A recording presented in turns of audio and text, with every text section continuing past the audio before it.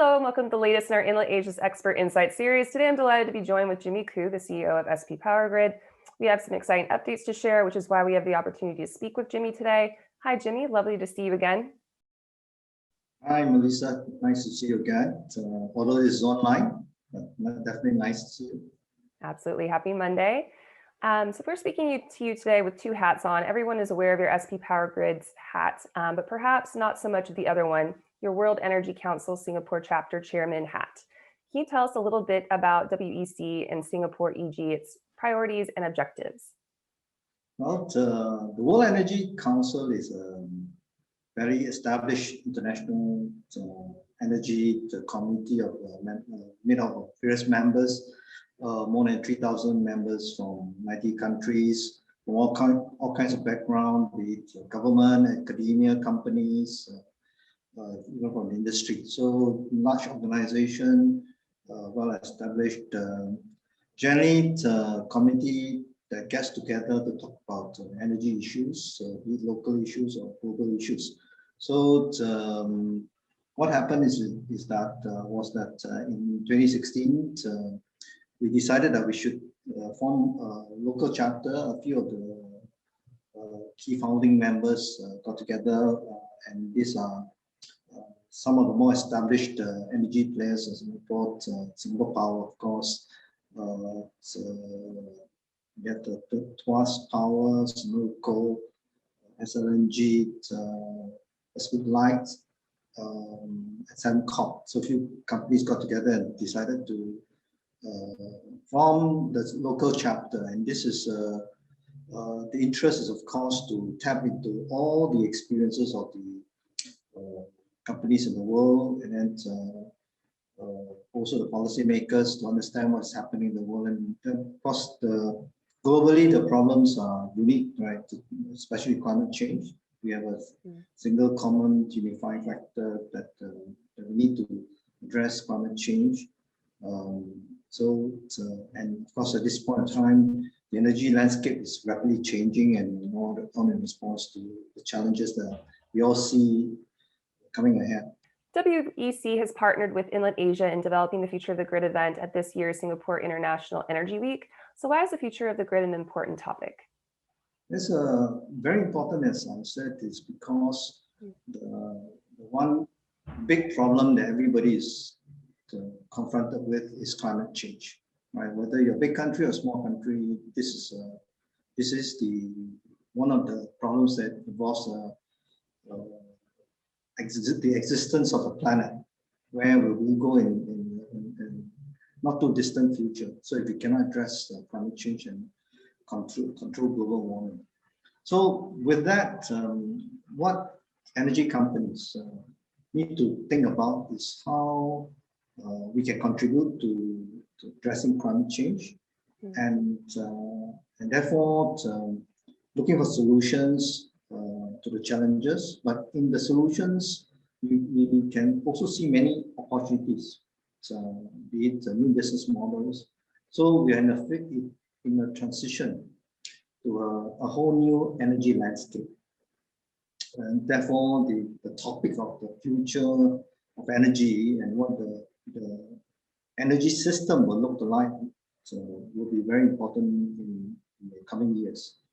Of course, you know, the grid architecture, for example, has been around for a long time, 100 years, right? Since the discovery of the electric light bulb and the transmission system, the substation, going as far back as Edison, right? Nothing has really fundamentally changed until recently. We need really to think about how the grid should be, and at the same time, all the new technologies are coming in, right? How the grid, for example, needs to integrate renewables is one big issue, right? And how to do so with focus on what is traditionally expected of the power grid. For example, in Singapore, we have a very high reliability that we have achieved all these years. SAIDI of just if you know, SAIDI is one of the interruption of customer faces is in order of within a minute, it was 15 seconds last year. So a very good reliability here. But when all the new technologies come in, be it solar power, be it electric vehicles, all this will change the requirements of the grid because it's no longer so stable. How do we enable green energy at the same time maintain the very high standards of reliability that we have all got used to, right? So and how to manage it at in an affordable way without impacting grid charges and all. So lots of challenges. Therefore, really right time to talk about the future of energy. Mm-hmm. Yep, a lot of important questions too, which hopefully we'll go over fairly soon, the future of the grid. So I'd like to switch now to your SP Power Grid role. Electrification is a growing global trend, and in Singapore has set a significant target in terms of increasing EV adoption. This obviously creates some infrastructure challenges, the charging infrastructure, fast charging, vehicle to grid, etc. Can you tell us what SP is planning for full electrification? No, electrification in Singapore completely makes sense because it deals with a big energy consumer. And today, of course, it's basically the electric vehicle system. The vehicle system is run on internal combustion engine and which uses up fossil fuel, right? So electric vehicles it is important step towards a sustainable economy. But electric vehicles come with a new kind of demand on the power grid, right? So now you have cars that can plug in or decide to plug out, a lot more mobile, a lot more flexible, right? And then the system today is not designed for this kind of flexible load. So therefore, what the grid must be able to enable the infrastructure. So we have a tagline group about empowering the future of energy. Now, in this particular instance, we would want to solve the chicken egg problem because very common question around the world is, does the charging infrastructure come first or the electric vehicle comes first? Because they really need to go hand in hand, right? So what we have been focusing on is to enable and empower the advent of electric vehicles. So we have been rolling out charging points for a while now. We are the largest charging point provider in Singapore. We have more than 300, specifically more 340 for the moment. And we continue to invest in many more charging points. And this is key to what we believe is empowering the choices to make in the direction of electric vehicles. Thank you so much for answering that. So now that we move on to the energy transition in Singapore, the government is supporting a more sustainable energy future.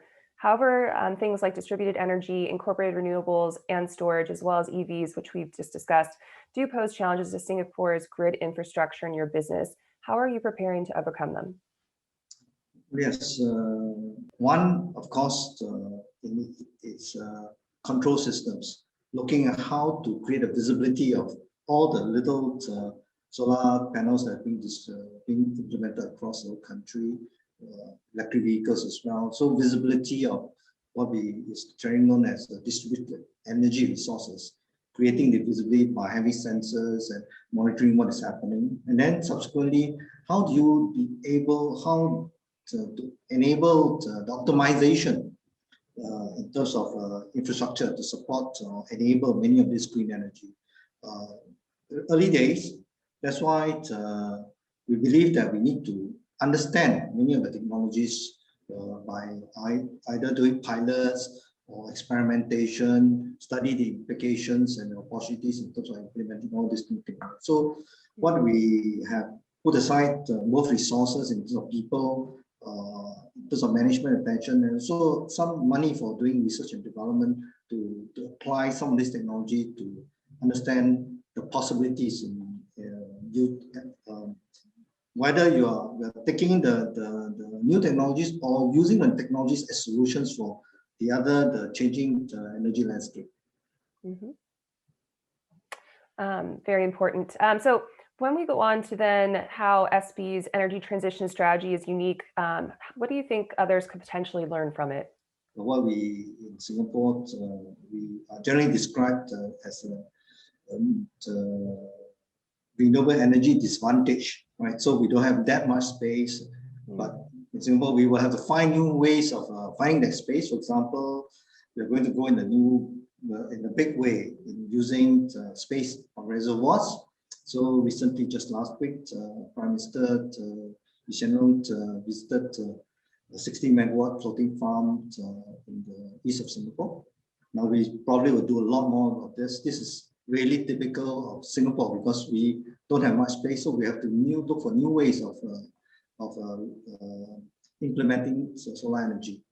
For SP, again, we have some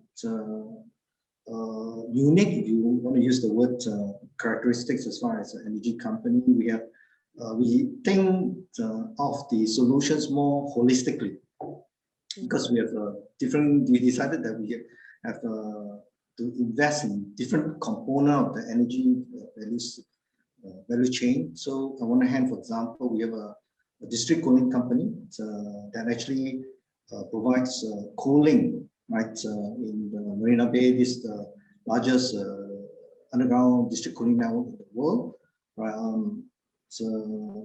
And there, because in Singapore, large part of the energy consumed is actually in air conditioning. Now, having a capability over there, we were able to save on some cases, in some cases, 40% energy, right?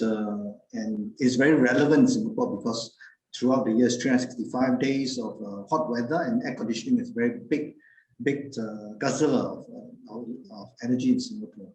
So with that, we can, in this particular case, as an example, we're able to solve some of the supply side, solve some of the consumption side of the equation. And we have since gone on to go beyond commercial building. We are going to implement centralized cooling in residential areas in public housing, HDB housing in the area called Tengah. Very large implementation, probably unique in the world, 200 over blocks. Again, it is about empowering the future energy. Now, over there, the residents going to live in this new development will have the choice of whether they will take much more energy efficient solution through a centralized cooling system, or they will just continue to use the more conventional, simple, but therefore more energy guzzling solution of air conditioning, right? So that bit of it as an illustration, we have some capabilities that actually more than the typical power grid or power company, right? So that is one. The other one that is interesting is we have decided that we should invest in building capabilities in the digital front. So we have set up an entity whose sole mission is to build solutions, energy solutions, but digitally in order to enable saving energy, right? So this is SP Digital. And we have come up with various kind of solutions, be it for the user or the individual home user or even companies to be able to save energy. Again, all in the context of empowering Singaporeans, empowering customers to be able to be part of this important step towards solving the global problem of climate change. Mm-hmm. Definitely a very important key piece of the strategy right now. So when we consider the future of the grid, how does it differ from what we know today, and what comes after the smart grid? Well, the smart grid is just a description, so it's going to continue to change. It's not a single point, right? Smart, why smart? Of course, when you have so many challenges, right? The digital tools that are available, increasingly more and more powerful, travel longer distance, bigger bandwidth, and so on. The digital capability can be harnessed, and that's why smartness is one key tool that will enable us to solve many of the challenges that are coming in terms of climate change, and also to be able to solve the problem of, for example, I said earlier about reliability. So reliability is very key, right? How do you do this? I believe that key is actually tapping on sensing, communications, computing power to create the visibility and then the monitoring and then after that the control to be able to maintain the reliability, be able to manage costs. So the smart grid is something there is, I believe there is no single end state. So it will keep evolving. So there is no end point to the smart grid. But what will continue to happen is that it will get more and more green, and it will get smarter and smarter, right? And it's going to be a journey without a clear end, because I believe the digital technologies will continue to explode. And in fact, you can see not just in the energy sector, but everywhere else. The digital technologies is disrupting on the one hand, or enabling many new possibilities on the other hand, depending on where you stand as far as are you the company that's being disrupted. So in the energy sector, lots coming because of the drivers in the mega trend is climate change, but digital solutions enabling smart grid, we will continue to see many more solutions, that some of which we are not even aware of right now, but they'll keep coming. Mm-hmm. Absolutely. So when we think of the future, why is coming together of private and public organizations vital in the drive for a more sustainable energy future? So the problem is everybody's problem, right? It is not the PowerGrid problem or government's problem. In fact, not just the private-public partnership is important. Partnership between other countries is also important, right? So coming together, we will definitely be able to find better solutions, right? Is one party will not be able to solve all the problems, and this is in the context that why we are keen to have conversations, right?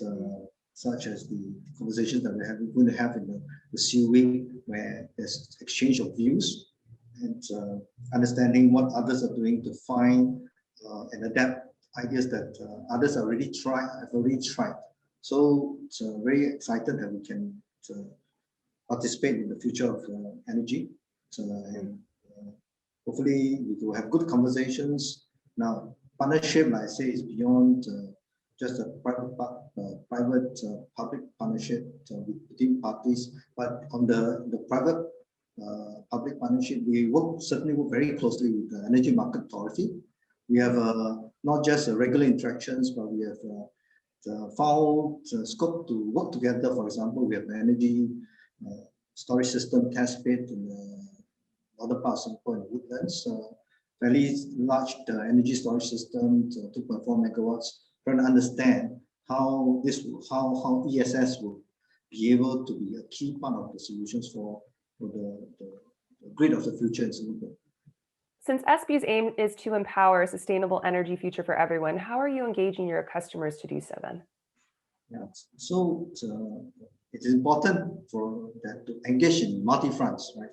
Because, like I say, it's everybody's problem. So one is the individual households, how they can participate in solving the climate change challenges. Right, so tools that we built in the app, and then they can do their own carbon tracking, how much they are consuming in terms of unlocking carbon to the air. So there's a carbon tracker. There is a green credits tool inside the app where the household can choose to have a much more greener source of energy by buying the renewable energy certificates, so enabling solar farms to be much more commercially viable. And so these are empowering them to make choices that today many may not know what to do. So now in their own hands, with their handphone, they can make decisions based on information and based on access to choices that they can make, so empowering the homes. Then in the more commercial industrial spaces, we are looking at various solutions, be it, like I mentioned earlier, air conditioning, choosing to do district cooling with a much more energy efficient way of getting cold air. We are able to install solutions for offices, be it what we call the solution example is climate controller where you can have much more efficient cooling in the space in a commercial building. We are looking at solutions in terms of tracking the devices used and equipment used in factories. So in the space of utilities consumption monitoring, recently we are working closely with BCA. This is a building construction authority to further look at solutions that are applicable in commercial building, because that buildings do consume a big part of the energy in Singapore. We have some existing capability, but BCA has given us a grant to work with them to find new solutions. Perfect. Well, thank you so much for providing those insights, Jimmy. This was a very interesting conversation. We're really looking forward to working with you further, and also having the Future of the Grid event, which will be taking place within a couple of months. So this is all of our time for today, but great chat today, Jimmy. Thank you. And also to our Inlet community for watching. Have a great day, everyone. Thank you, Lisa. Nice to talk to you. Hoping to have a great conversation at the SEAL Week as well. Thanks. Absolutely. Thank you, Jimmy. Bye-bye.